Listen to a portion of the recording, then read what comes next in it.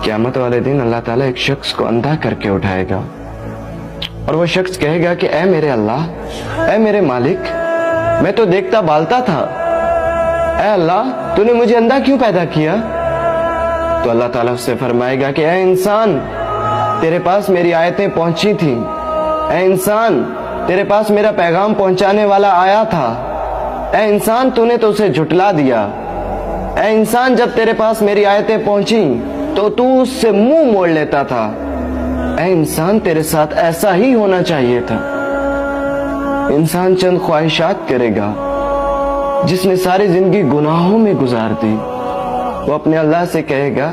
کہ اے اللہ ایک دفعہ تو مجھے دنیا میں واپس بھیج دے، اے اللہ میں کبھی گناہ نہیں کروں گا، اے اللہ میں نماز پڑھوں گا، اے اللہ میں چوری نہیں کروں گا، اے اللہ میں زنا سے بچوں گا۔